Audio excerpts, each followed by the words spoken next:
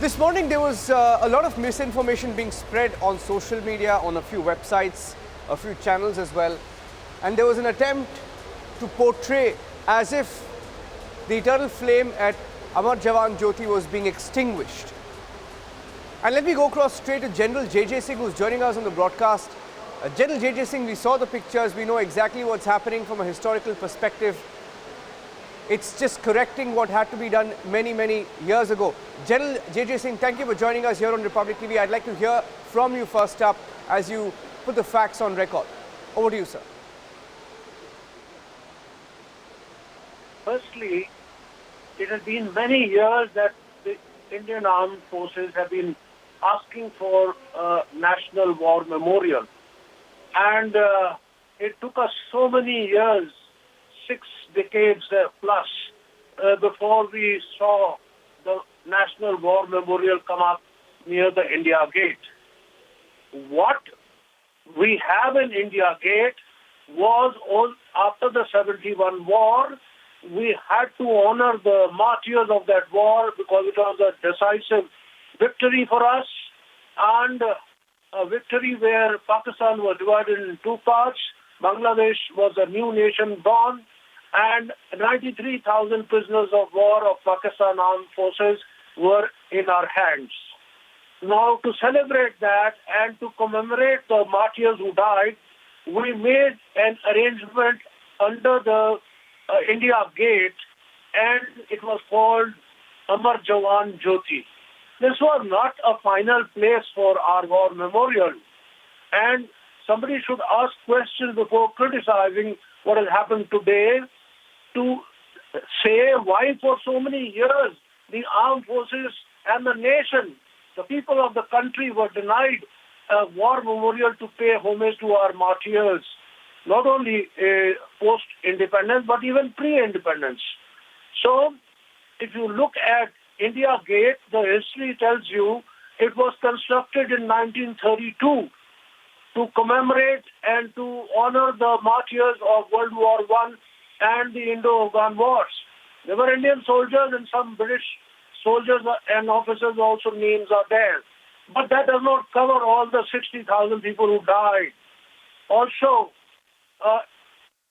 we would say that to have the Amar, Jawan, Jyoti at the India Gate as a place to pay homage and to honor our martyrs of the 71 war, all the names of those martyrs, including the Paramveer Chakra, the Mahavir Chakra, and others with their, war citations are in the National War Memorial, which has come up in 2019. It started in 2014, it came up in 2019. So all countries in the world, which are major countries, have war memorials, and as an army chief, I have seen so many of them.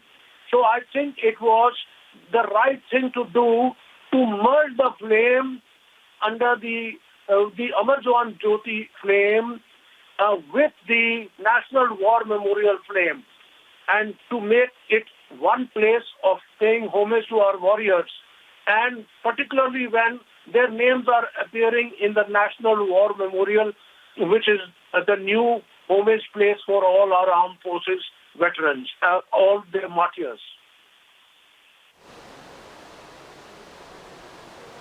Now, General Singh, when you look at the kind of responses that have been coming in, and I don't want to drag you into any political blame game or a fight, on what's been going on, otherwise being said on social media, etc. But why do you think people are trying to sort of mislead, saying that the flame is being extinguished when it clearly has not been? I think it is evident to everybody who has been watching the TV show.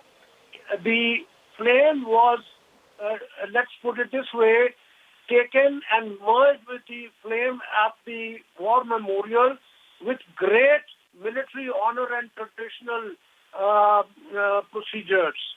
It was a grand sight to see. It has raised the morale of all armed forces personnel serving and retired, that we had to do this particular thing because it was a bit of, you could say, controversial thing for people to go to one place and then honor the martyrs there because Amar, Jawan, Jyoti flame is there, and then go to the war memorial.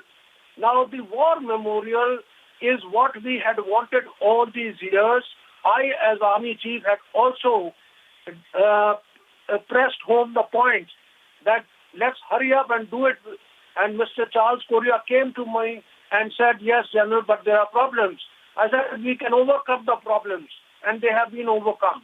So therefore, it's what has happened is very good for our country. Today is a very historic day in a way, and also a happy occasion for all our countrymen and the armed forces personnel, including the retired fraternity. Absolutely.